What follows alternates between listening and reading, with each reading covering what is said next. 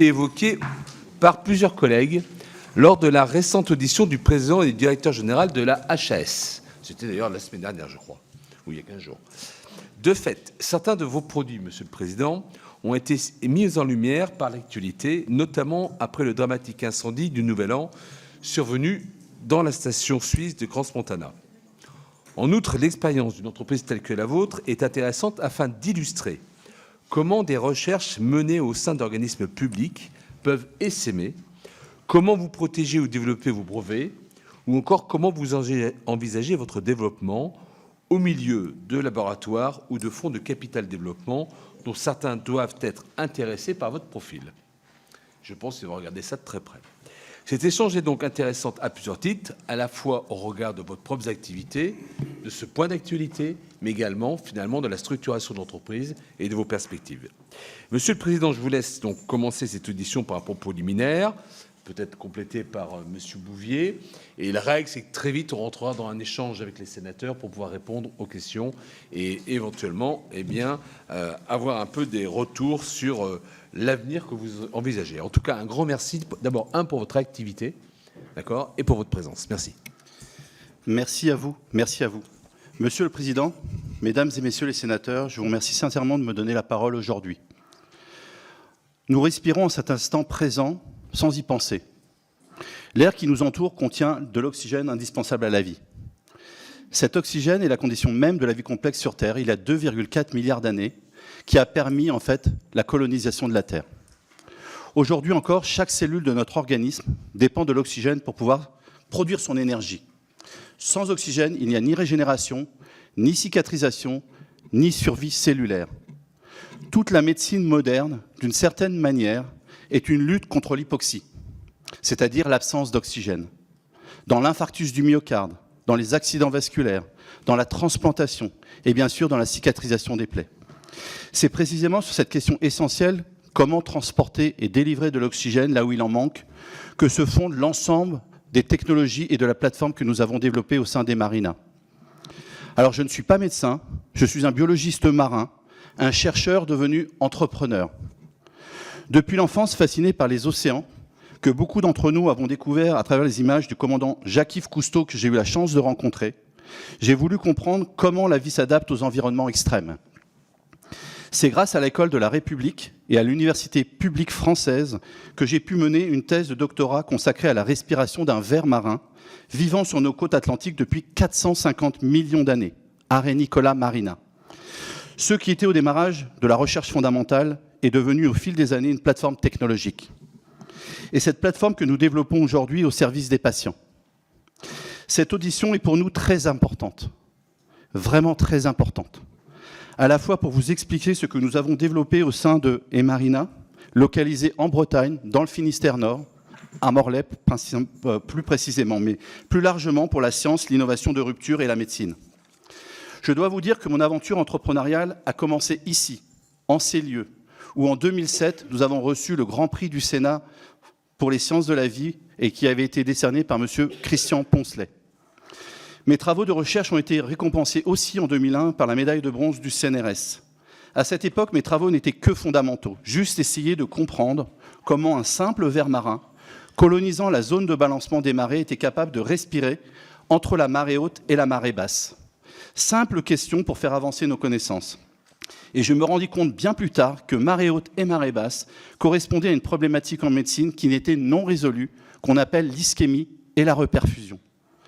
Basé sur cette observation scientifique, nous avons développé des procédés d'extraction, de purification de cette molécule d'hémoglobine pour en faire une plateforme technologique.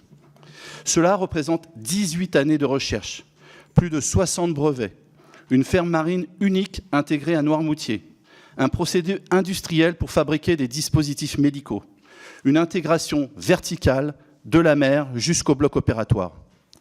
Parmi les pathologies ischémiques ciblées par notre technologie, on trouve les brûlures et plus particulièrement les brûlures très graves, pour lesquelles la microvascularisation est atteinte. Dans ce contexte, le gel que nous développons, qui s'appelle M-Healing, est un nouvel outil thérapeutique au service du corps médical. Il s'agit d'un gel à base d'acide hyaluronique, qui contient l'hémoglobine du ver marin M101. En fait, c'est présenté sous forme de seringue pour une meilleure application, en fait, et ça ne change pas du tout les habitudes de soins du personnel médical. Il ne s'agit pas d'un médicament systémique, c'est un dispositif local qui apporte de l'oxygène directement aux tissus lésés afin de recréer un environnement physiologique favorable à la régénération tissulaire. Il s'inscrit pleinement dans la continuité des thérapies d'oxygène topiques que l'on nomme les TOT, au même titre que les caissons hyperbares, l'oxygénothérapie locale, les respirateurs ou certains pansements oxygénants à base d'hémoglobine animale, déjà aujourd'hui utilisés en clinique et disponibles en France sous le statut de dispositif médical. L'article 52.11 du Code de la santé publique, qui définit ce qu'est un dispositif médical, est parfaitement adapté à Emiling, qui, selon le nouveau règlement européen qu'on appelle le MDR 2017-745, selon le nouveau règlement, correspond à un DM de classe 3 selon la règle 18, comme d'ailleurs a été classé par un organisme notifié un autre dispositif médical que nous avons développé et qui est largement utilisé pour la transplantation de greffes, notamment les reins, où nous avons montré que 4 ans après la transplantation de patients, les taux de survie de ces patients atteignaient 98,3 contre 86% sans cette technologie. Le mode d'action de ces dispositifs est identique. Restaurer l'oxygénation locale pour permettre aux tissus de se réparer. L'intérêt de Emiling est d'apporter de l'oxygène de façon efficace aux cellules de la plaie. Étant piégée dans cet hydrogel, la molécule n'a aucune action, aucune interaction avec le patient. Ici, mesdames et messieurs les sénateurs, nous sommes assis dans une pièce. Autour de vous, il y a 21% d'oxygène, à une pression de 160 mm de mercure. À chaque inspiration, vous faites entrer cet oxygène dans vos poumons ou au niveau de vos alvéoles pulmonaires, cette concentration va descendre à 100 mm de mercure pour atteindre 95 mm de mercure au niveau de votre sang artériel, 45 au niveau de vos capillaires pour atteindre 2 mm de mercure au niveau de vos cellules. C'est juste un transfert de pression entre l'air et vos cellules. Il n'y a ni action métabolique, ni action physiologique, ni action immunologique. Maintenant, permettez-moi d'évoquer le cas de Thomas Janin et des patients du drame de Crans-Montana. Ce drame nous a tous marqués, nous a tous sidérés, car ces jeunes auraient pu être nos enfants. Commençons par Thomas Janin, qui a récemment témoigné dans plusieurs médias, et notamment sur France Télévisions. Je voudrais le remercier parce que son témoignage a permis à notre produit de traverser les frontières. Il a été traité au CHU de Nantes. En juillet 2023, Thomas bricole dans son bateau. Une fuite d'essence, une étincelle, un accident. Thomas se transforme en torche humaine. Il est brûlé à 85%. Une règle simple, pronostic vital hautement engagé. La situation est dramatique. Les médecins appellent la famille. Thomas va probablement décéder au bout de la semaine. En brûlologie, au-delà de 21 jours de traitement sans évolution favorable, la greffe cutanée devient généralement une option thérapeutique incontournable. En effet, on estime que, passé ce délai, la cicatrisation sera longue et difficile et que le risque d'infection et de défaillance multiviscérale est très élevé. Contre toute attente, Thomas a été traité avec Emiling sur 36% de son corps. En plus de 21 jours, on a complètement cicatrisé son torse et son dos, sans aucune hypertrophie, sans aucune kéloïde. Le dogme de la greffe à 21 jours est tombé sur ce patient ce jour-là. Un cas, me direz-vous, peut-être un cas isolé, la chance. Eh bien non, puisque d'autres cas ont été effectués en fait par le professeur Lantieri à l'hôpital Georges Pompidou. Ces cas sont publiés, disponibles pour la communauté scientifique et médicale qui souhaiterait s'en saisir. Une cicatrisation complète est observée sur le torse et le dos de Thomas, et encore une fois sans hypertrophie. Mais il démontre qu'en restaurant l'oxygénation locale, il est possible d'infléchir l'évolution naturelle d'une brûlure profonde. C'est ce que nous avons obtenu pour les patients que nous sommes en train de traiter à Crans-Montana. 10 patients sont en train d'être traités au CHUV de Lausanne, où nous avons traité les extrémités, qui sont très sensibles. Ces enfants se sont mis les mains devant la figure pour éviter d'être brûlés. Les mains étaient brûlées, les nez étaient brûlés, les oreilles étaient brûlées, et nous avons en fait permis la granulation de ces tissus et évité l'amputation de ces jeunes patients. Emiling doit clairement devenir un outil thérapeutique au service du corps médical, qui permet, comme nous l'avons observé sur une 50aine de cas maintenant, concernant différents types de plaies, des artérites des membres inférieurs, des plaies du diabétique, une accélération considérable de la granulation, c'est-à-dire la première phase de cicatrisation, que l'on obtient au bout de 48 heures généralement. Car à ce jour, aujourd'hui, il y a très peu d'outils thérapeutiques pour le corps médical pour traiter les brûlés. Alors on peut citer la sulfamide argentique, qui évite les infections, la peau de poisson, dont vous avez sûrement entendu parler. On utilise aussi de la peau cadavérique pour recouvrir ces plaies, et puis de la vaseline et des bandages. Emiling apporte clairement des bénéfices majeurs sur les cas traités en France sous autorisation compassionnelle aujourd'hui. C'est-à-dire quand le patient est en impasse thérapeutique et que cela peut conduire à une décision d'amputation. On enregistre dans le monde en France, une amputation toutes les 30 secondes. Dans près de 90% des cas traités avec Emiling, la phase de granulation a été observée, même pour des plaies atones permettant d'aboutir à la cicatrisation de la plaie ou de la décision de la greffe. Aujourd'hui, la difficulté que nous rencontrons ne porte ni sur la sécurité, ni sur l'indication médicale d'Emiling, ni sur la performance du produit. Je répète, 90% de succès dans des plaies qui auraient conduit à la mort ou à l'amputation. Elle porte sur la qualification réglementaire de notre hydrogel pour son large déploiement et pour son enregistrement. Emiling agit par un mécanisme physique, le transport local d'oxygène. Les thérapies utilisant ce principe relèvent du cadre des dispositifs médicaux, comme nous l'avons indiqué, et comme différents experts nationaux et internationaux l'ont écrit dans différents rapports que nous vous laisserons. Nous nous interrogeons donc sur la cohérence d'une interprétation différente en France pour une innovation française reposant sur les mêmes fondamentaux que toutes les thérapies utilisant l'oxygène et qui sont qualifiées à ce jour de dispositifs médicaux.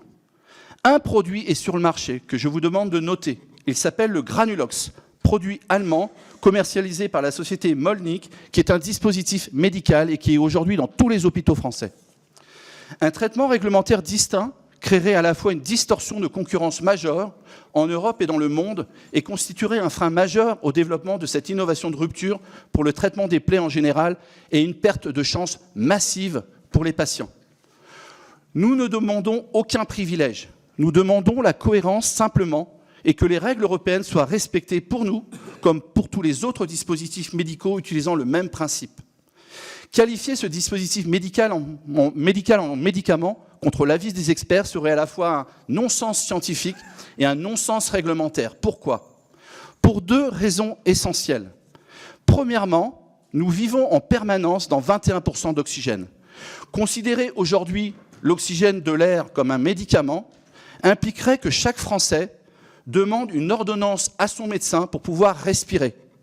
Je vous laisse prendre conscience d'une telle mesure.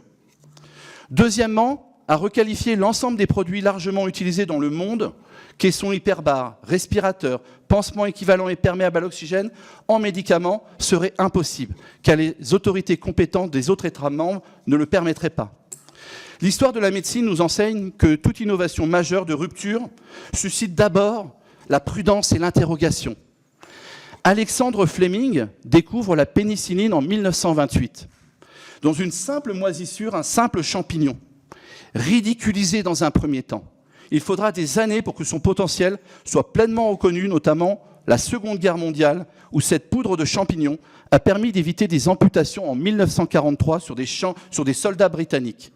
Fleming, Florey et Shane se partageront le prix Nobel de médecine pour cette découverte et son développement qui donnera naissance aux antibiotiques qui ont sauvé des dizaines de millions de personnes sur la planète Terre. Louis Pasteur n'est pas médecin, mais chimiste. Lorsqu'il développe la vaccination, il fait lui aussi face à des fortes résistances. Qui, aujourd'hui, remettrait en doute son apport fondamental pour la santé publique ? C'est le philosophe Schopenhauer qui décrit ce cycle infernal pour les innovations de rupture.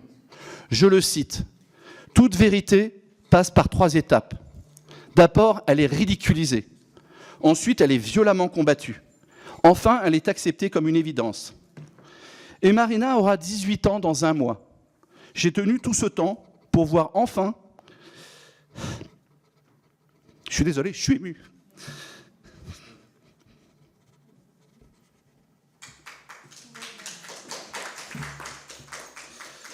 L'évidence éclatait au grand jour avec un seul objectif, sauver des vies.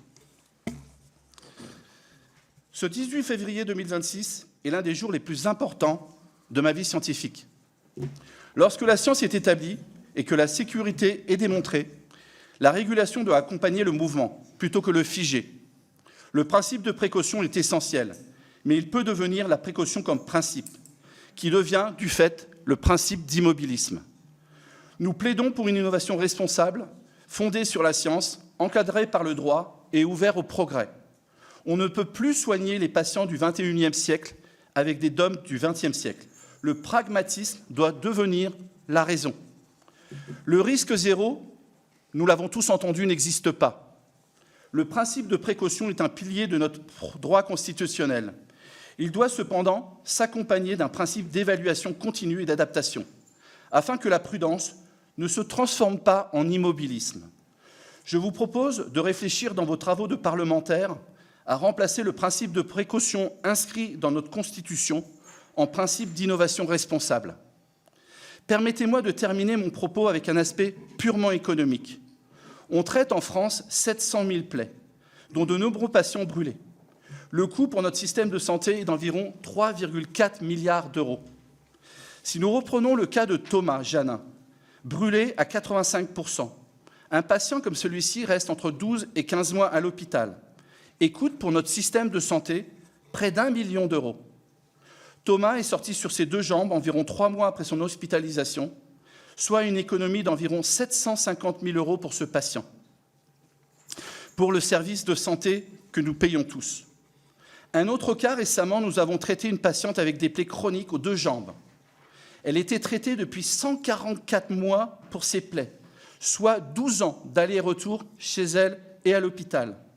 En quelques semaines d'application de ce EM-Healing, nous avons cicatrisé ses jambes.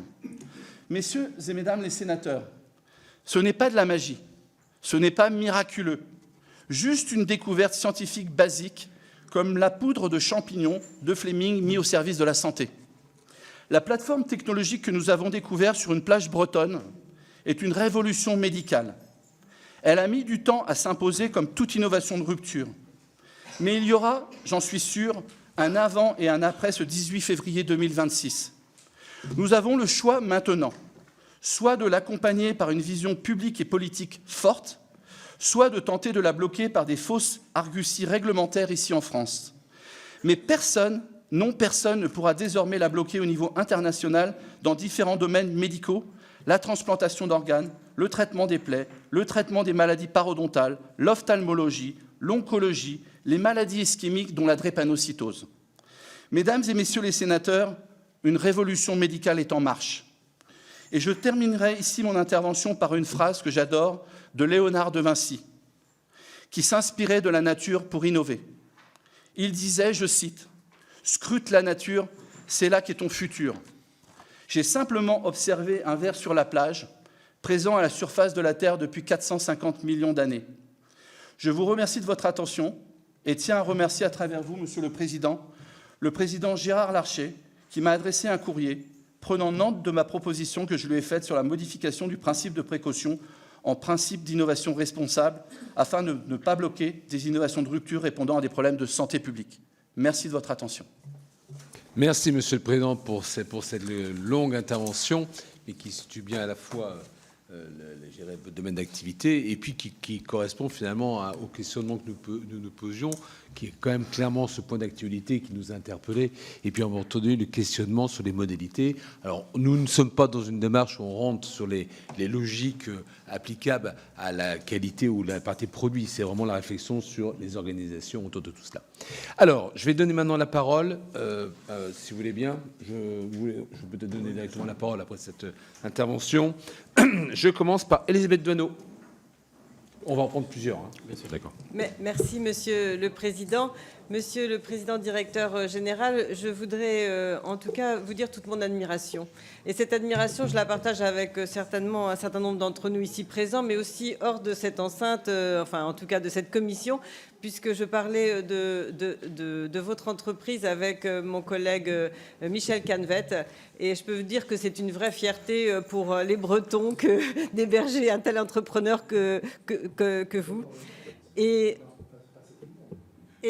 Et donc, moi, j'ai très peu de questions. Simplement, mon admiration pour le parcours, pour le temps de la recherche et me dire qu'il ne faut pas passer effectivement à côté de progrès scientifiques comme celui que vous venez de présenter, qui montrent en tout cas des résultats tout à fait probants.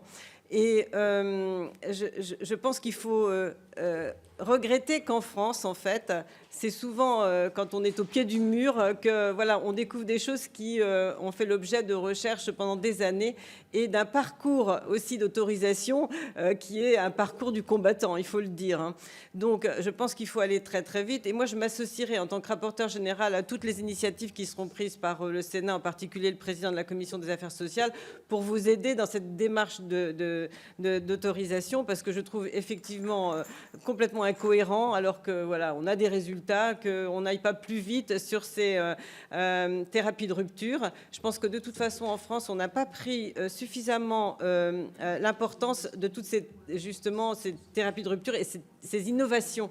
On n'investit pas suffisamment parce qu'on est toujours en train de regarder le déficit de la sécurité sociale, on regarde le déficit de santé, alors qu'en fait, vous venez de le prouver, il y a des innovations qui permettent aussi de faire des économies. Alors, moi, je ne veux pas être mercantile et de vraiment parler que de ça. Moi, je vois surtout les progrès pour les personnes et c'est ça qui me semble le plus important. Donc, je m'associerai à toute demande. Simplement, une question, est-ce que ça peut agir dans le cas du diabète où quelquefois on ampute au niveau des pieds, notamment des pieds et c'est très douloureux. Est-ce que ça peut agir dans ce domaine-là? En tout cas, merci infiniment de toutes les années passées et merci pour les progrès que vous faites pour la médecine en général. Très bien, on va continuer. Je donne la parole à Jocelyne Guidez. Oui, merci Monsieur le Président. Monsieur le Président, je comprends ce moment d'émotion quand on a un combat tel que le vôtre.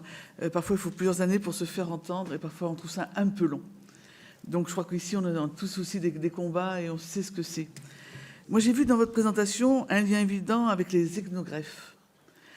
Ces greffes d'organes animaux sur les humains, notamment des reins, des foies, des cœurs de porc, elles représentent elles aussi un vrai espoir pour la médecine et touchent de la même manière à la frontière symbolique et thérapeutique entre l'animal et l'humain. Est-ce que vous travaillez en coopération avec les acteurs du secteur des ethnogreffes, que ce soit pour faire évoluer les mentalités dans ce rapport à l'animal ou pour des évolutions législatives et réglementaires nécessaires? Voyez-vous la prochaine loi bioéthique qui devrait arriver prochainement comme un bon véhicule législatif pour lever certains blocages? Alors je tiens à dire quand même que les ethnogreffes ont été un des premiers en France et que malheureusement, faute de moyens financiers, on a laissé tomber. Ce sont les Américains qui ont repris le dessus. Et moi, je trouve ça dommage quand on a justement des évolutions comme celle-là, qu'on laisse tomber alors qu'on est les premiers à l'initiative de ce genre de choses. Voilà, merci à vous. Merci beaucoup. Je continue avec Annie Lehéroux.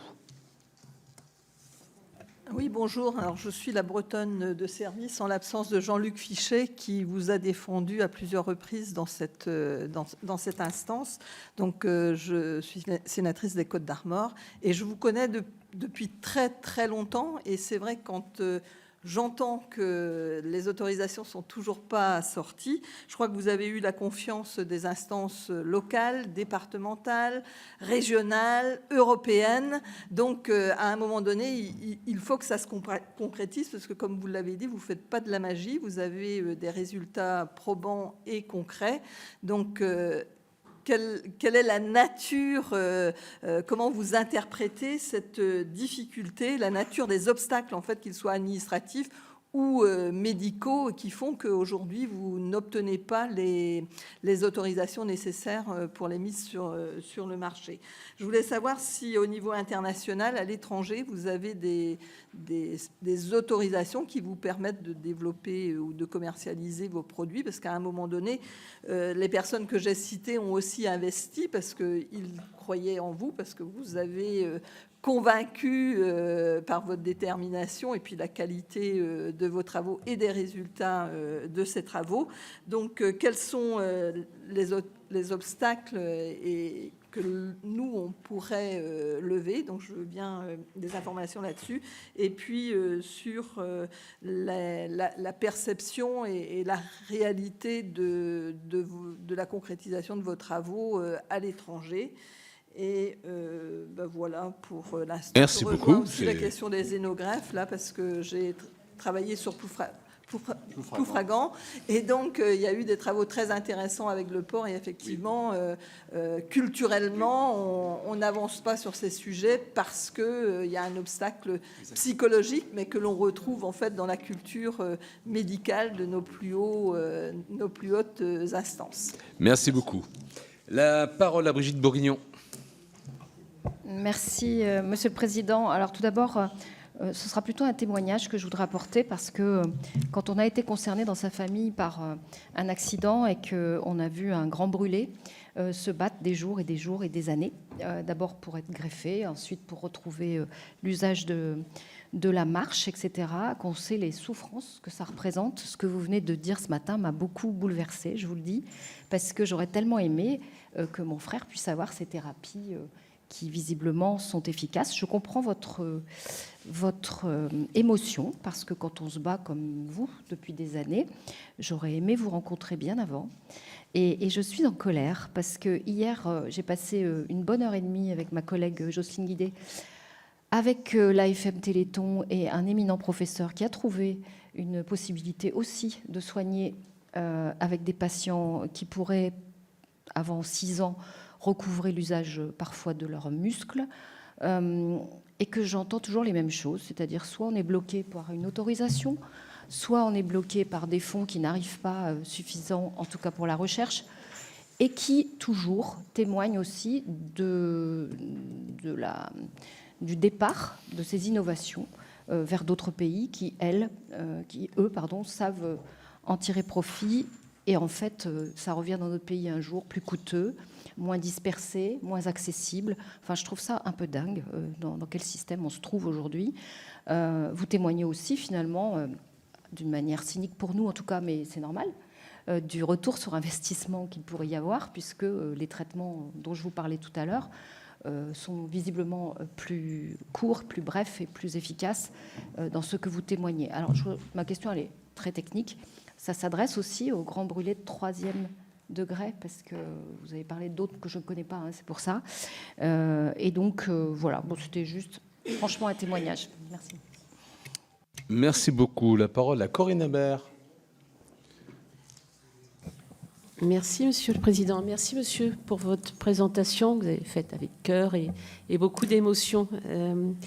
Alors, je vais peut-être revenir à quelque chose de législatif et peut-être de parler d'organismes qui vous font sûrement mettre en colère, mais dont on qu'on peut pas laisser de côté non plus, à savoir l'autorité de santé, ANSM, etc.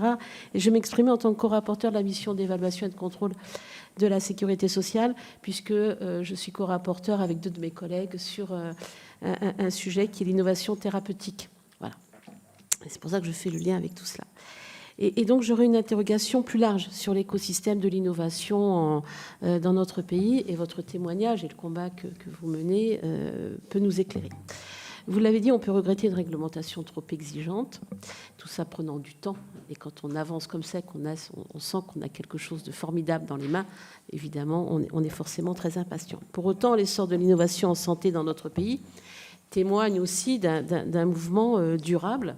Selon France Biotech, le pays compte désormais plus de 2300 entreprises de biotechnologie, MedTech et e-santé, et un volume en hausse constant depuis 2018. La France accueille aujourd'hui plus de 600 essais cliniques industriels par an. Et enfin, le dispositif de l'accès précoce a grandement contribué à mettre à la disposition de patients de nouveaux médicaments innovants.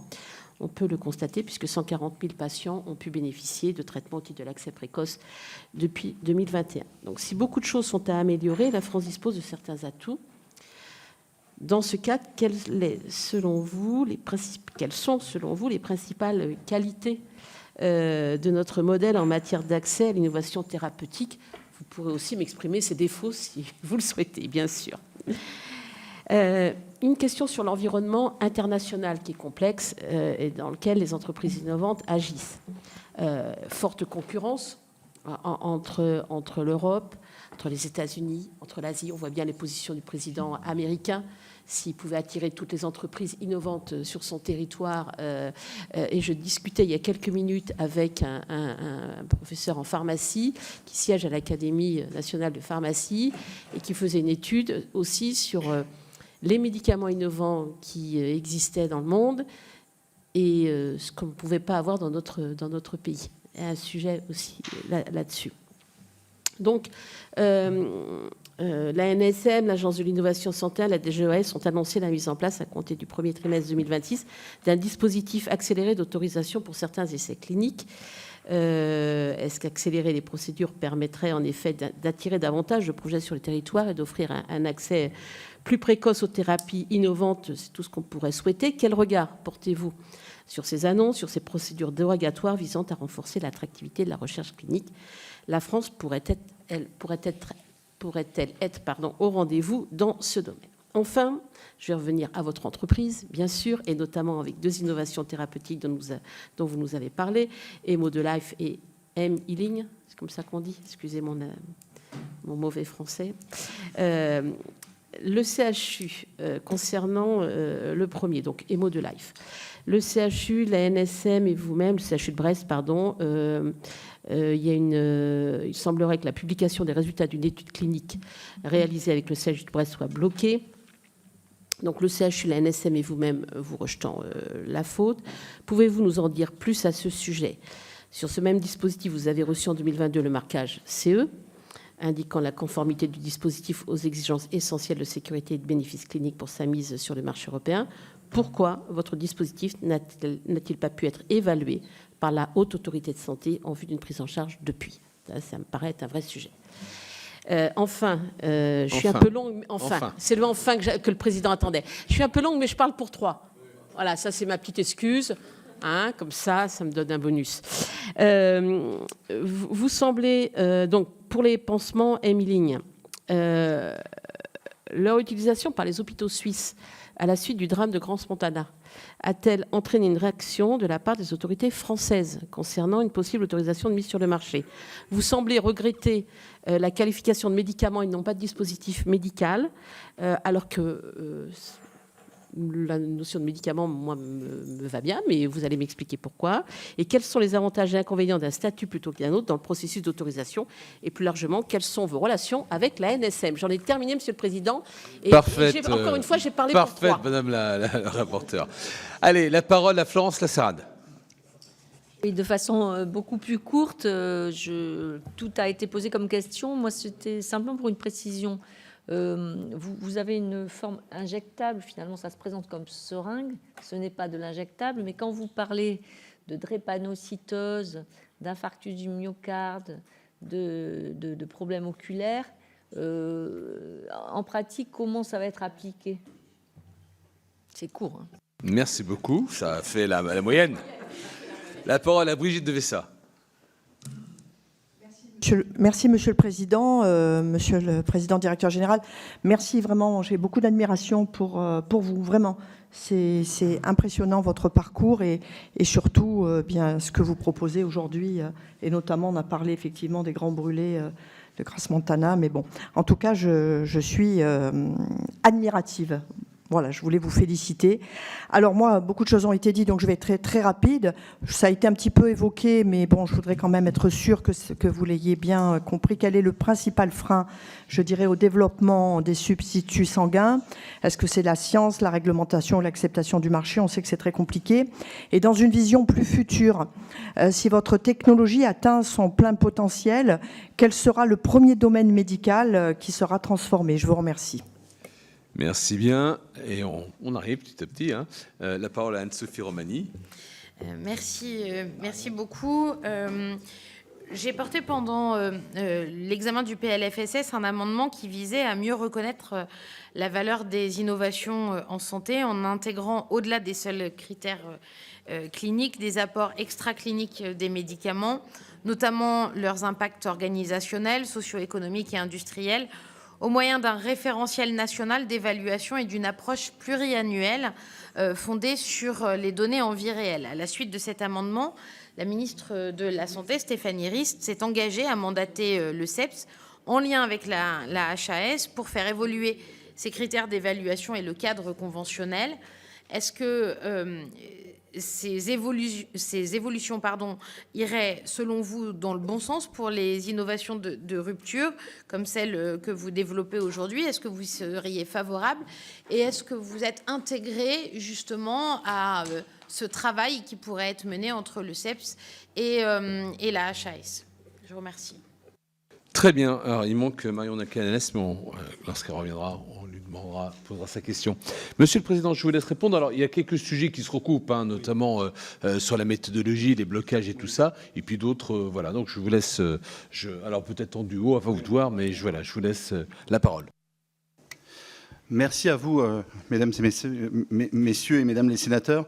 En fait, je laisserai la parole en fait à Frédéric, puisqu'en fait tous les aspects réglementaires, donc il est en charge des aspects réglementaires en fait chez Emarina, mais je vais essayer d'aborder toutes les questions.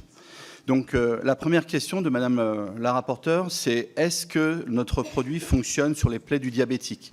La réponse est oui. En fait, les plaies du diabétique, ce sont des plaies en fait principalement hypoxiques qui vont en fait devenir des plaies chroniques et qui vont être difficilement cicatrisables. Donc, on va détertrer et puis on va essayer de faire au mieux pour pouvoir les cicatriser. Sauf que ça se termine souvent très mal par des amputations. Nous avons traité plusieurs cas de plaies diabétiques en fait en compassionnel et je reviendrai sur la question de Madame pour parler du compassionnel. Mais la réponse est oui. En ce qui concerne la xéno, vous avez complètement raison. C'est-à-dire que la xénotransplantation, c'est la transplantation en fait, d'un organe, d'un animal, notamment du porc, qui est transgénétiquement modifié pour pouvoir faire une transplantation. Alors ça, c'était vraiment l'apanage de la France. Et puis, à un moment donné, on a laissé tomber. On a laissé tomber, les Américains se sont engouffrés dedans, et j'ai été invité il n'y a pas très longtemps par le spécialiste de la xéno en fait à New York, à l'université de New York, qui s'appelle Robert Montgomery, qui m'a invité pour faire une conférence. Aujourd'hui, en fait, c'est un véritable espoir en fait pour la transplantation. Il faut savoir qu'en 2007, quand j'ai créé Emarina, il y avait 10 000 personnes sur liste d'attente. Aujourd'hui, on en est à peu près 30 000, et il y a à peu près 1 000 personnes qui décèdent en attendant un greffon. Aujourd'hui, la greffe, je dirais, c'est un peu les shadocks. C'est-à-dire qu'on greffe et on va rejeter. C'est-à-dire que, je ne sais pas si vous êtes au courant, mais la transplantation, aujourd'hui, le record, c'est une personne qui était inscrite sur la liste d'attente qui est venue 6 fois. On transplante, elle rejette, on transplante, elle rejette. Et en fait, on fait ça jusqu'à épuisement. Et aujourd'hui, en fait, la xéno, ce serait vraiment une voie vraiment à approcher. Et je connais bien évidemment Alexandre Loupi, qui a pris le lead en fait sur la xéno en France. Il connaît très bien Robert Montgomery à New York. Et juste, je vais vous donner un scoop. On travaille avec une équipe allemande à Hanovre, où on a réussi en fait à changer même le système HLA de certains organes, en faisant circuler en fait notre molécule M101 avec des lentivirus, ce qui permet d'annihiler totalement le système immunitaire et d'éviter les immunosuppresseurs. Le papier est disponible dans Science et ils ont réussi à greffer des poumons et qu'ils ont sur des animaux, des poumons qui ont permis en fait à l'animal de vivre plusieurs années sans immunosuppresseurs. Donc il y a quelque chose qui est en train de se passer en fait sur la xéno et une révolution est en marche en fait aussi sur la transplantation à partir de ces animaux. Merci à vous. Je crois qu'il y avait en fait sur les obstacles ou alors je réponds, je suis désolé, j'essaye de jongler avec les questions. En fait, en Bretagne, sincèrement, alors je suis chauvin, j'aime bien la Bretagne et j'aime bien le Finistère Nord, les Côtes d'Armor aussi, madame la sénatrice. Et en fait, oui, c'est vrai que dès le démarrage, on a eu en fait un engouement en fait pour ce qu'on faisait. On a été aidé par le département du Finistère, par le Conseil régional de Bretagne, et je crois. Donc, en étant dans plusieurs instances, je suis aussi en fait membre de France Biotech, je suis aussi vice-président d'Atlampol Biothérapie. Je crois qu'en Bretagne, on fait beaucoup pour la recherche, qu'on finance les centres de recherche, Rennes, la station biologique de Roscoff, où j'ai fait mes études, Brest, l'Ifremer, etc. Donc aujourd'hui, en fait, les freins sont purement réglementaires, et je laisserai la parole en fait à Frédéric, qui vous expliquera la différence entre un dispositif médical et un médicament. Et ça recouvrera votre question. Ensuite, les phases, en fait, alors je prends peut-être dans le désordre, vous me demandez, madame, en fait, si le produit est injectable ou pas injectable. En fait, on parlait d'ophtalmologie, de drépanocytose, d'infarctus du myocarde. Aujourd'hui, ce produit, en fait, ce que nous avons montré, c'est que ce produit était capable d'oxygéner la cellule, le tissu, l'organisme dans sa totalité. Tout ce que je vous dis, en fait, a été publié. Plus de 200 articles scientifiques disponibles sur les bases de données scientifiques Medline ou Google Scholar.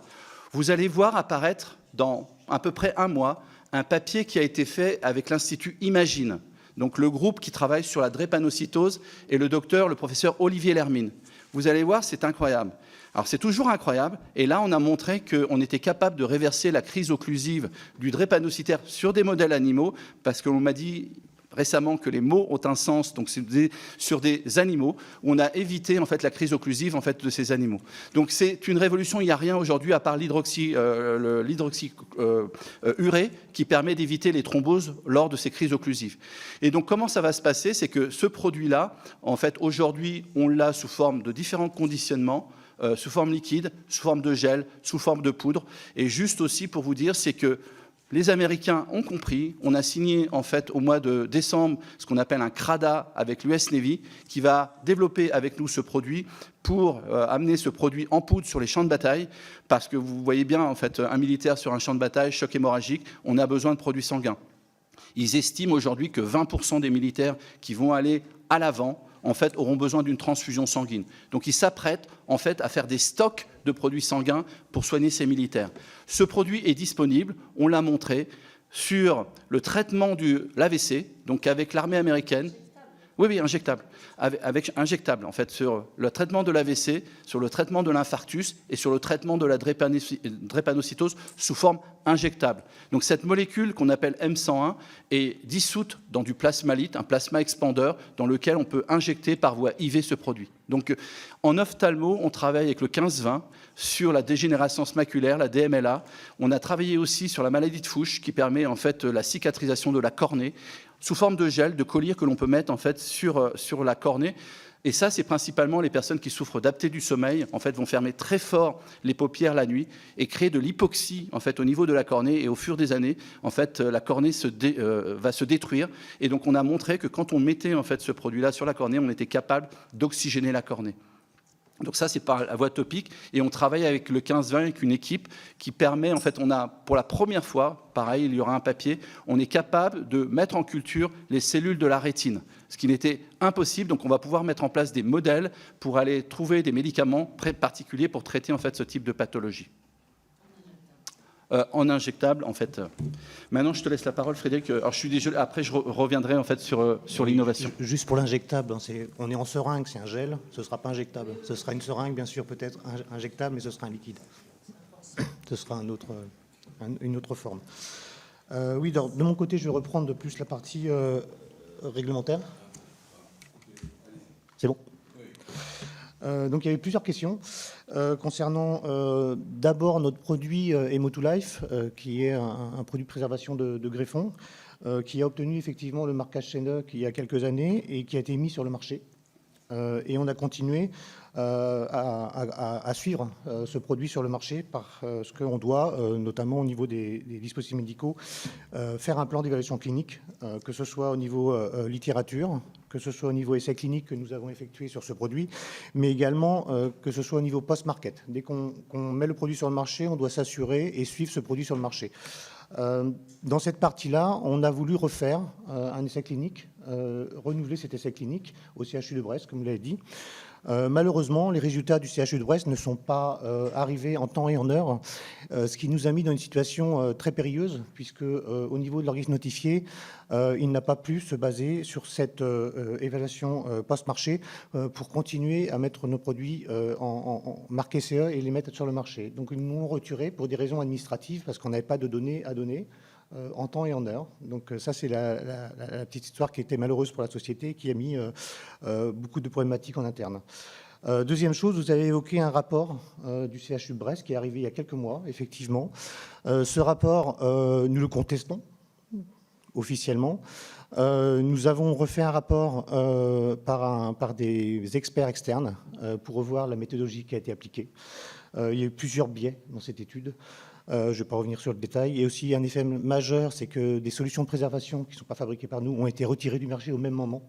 Donc, en fait, la conclusion qu'on a de ce rapport ou de cet essai, il n'est pas du tout exploitable, pour différentes raisons. Donc ça, c'est en discussion, et c'est pour ça que je ne vais pas revenir sur le sujet, mais malheureusement, ce rapport a été édité sans notre avis et communiqué également, sans signature, je suppose, de tout le monde par rapport à ça, au niveau de la NSM, et c'est quelque chose qu'on a en discussion actuellement, parce que c'est vraiment préjudiciable pour notre produit. D'accord ? Ce produit est un dispositif médical, comme on l'a évoqué. Ce produit va être remis sur le marché cette année. Nous avons redéposé le dossier au sein du GMED, un organisme français, qui est en train de revoir le dossier. On est en train de répondre aux questions actuellement. Et on devrait, à partir de mi-juin, récupérer ce marquage CE. Donc voilà pour cette première partie. Je crois que vous aviez aussi évoqué la partie essai clinique avec des dispositions accélérées au niveau de la NSM. Donc ça, on voit ça d'un très bon œil. Pour nous, c'est vraiment important qu'on aille vite à ce niveau-là. Mais notre question n'est pas à ce niveau-là, de notre côté. C'est-à-dire qu'avant de faire l'essai clinique, il faut que le produit soit classé, qu'on le mette dans une case quelque part, dispositif médical ou médicament. Et c'est là qu'on a un peu de mal à se faire entendre. Et c'est pour ça que je me demande comment on pourrait mettre en place en France quelque chose d'un peu plus, un dialogue structuré avec les autorités pour qu'on puisse avancer ensemble et non pas l'un contre l'autre. On peut avoir des avis différents, on le conçoit totalement, on peut apporter des arguments, mais il faut que ce soit constructif. On a plein de choses à apporter de chacun de notre côté pour qu'on puisse avancer ensemble. Et quand on voit les résultats et la passion de Franck Zal, je pense que c'est important de continuer dans cette direction-là. Je ne sais plus s'il y avait d'autres questions de votre côté. Ah oui, alors l'impact, effectivement, l'enjeu, nous, on est une société de dispositif médical, on est ISO 13485, donc c'est la partie qualité du dispositif médical. Donc la société est structurée, que ce soit en interne, mais aussi financièrement, pour développer des dispositifs médicaux. Ces dispositifs médicaux, nous, on a étudié, moi je fais partie de cette entreprise depuis de nombreuses années. Donc on l'a classé en tant que dispositif médical, on a des avis d'experts, on a des arguments. Et malheureusement, si on bascule, on va dire, sur le côté médicament, ça remet en cause toute la nature de la société, que ce soit au niveau temps, mais aussi au niveau argent. Le développement d'un dispositif médical est beaucoup plus court qu'un médicament. L'argent nécessaire pour le dispositif médical est beaucoup moindre qu'un médicament. Donc c'est vraiment une réflexion qu'on doit se refaire après. Si nous passons en tant que médicament, c'est-à-dire qu'on ne peut pas développer, notamment en France, voire en Europe, en tant que dispositif médical, je pense qu'il y a une autre question à se poser, c'est comment on fait survivre cette entreprise, tout simplement. Donc, est-ce que c'est un coup d'arrêt ou est-ce qu'on se redéveloppe ailleurs? En fait, grosso modo, c'est un peu la question qu'on a. Donc voilà. Pour répondre aussi à votre question, c'est qu'aujourd'hui, les autorisations, donc on est présent aujourd'hui, donc on a des contacts un peu partout. En fait, moi, j'ai des contacts aux États-Unis. On a des autorisations en Arabie Saoudite, donc qui sont en cours. On a déposé des dossiers en Inde. Notre président de la République est en Inde aujourd'hui. On a déposé notre produit Hémodolife en Inde. Donc on attend mais ça se passe très bien. En fait, il est dans le parcours de signature. L'Inde, c'est quand même 1,5 milliard de personnes. Donc ici, 68 millions de personnes. Donc c'est aussi un marché. Donc aujourd'hui, on est sollicité partout. Partout. Mais vous avez bien compris, je suis attaché comme une bernique à mon rocher en Bretagne. Et ce que je veux, c'est que, vous savez, moi, je suis un enfant de la République. Mes parents étaient ouvriers. Donc j'ai eu une bourse pour faire mes études. Donc c'est vous, vos parents, nous, la société qui a payé mes études. Et aujourd'hui, ce que je veux, c'est rendre à la société ce que la société m'a donné. Aujourd'hui, on peut devenir leader mondial de la thérapie oxygénante. On a cette plateforme technologique qui nous est enviée dans le monde entier. Ça se développe dans le monde entier. Et en fait, les problèmes, on les a chez nous. Et donc, bien sûr qu'il faut un discours, bien sûr, je suis complètement d'accord, mais je peux vous dire que c'est difficile, c'est difficile. Donc, on adorerait d'avoir ce dialogue, mais ce dialogue est difficile. Un dialogue, il faut être deux. Et il faut mettre sur la table, en fait, ces arguments. Les arguments, on les a mis sur la table. Je laisserai à Monsieur le Président 4 rapports qui met en fait les avis d'experts. Je vous laisserai pour lecture. Nationaux et européens qui disent que Emaling est un dispositif médical. Qui peut concevoir qu'un pansement mis sur une plaie à l'extérieur serait autre chose qu'un dispositif médical? Et il y a une simple société, je ne citerai pas le nom, mais qui a fait de la publicité. Il y a de l'air dans le pansement. Vous connaissez cette société. Ce pansement est un dispositif médical.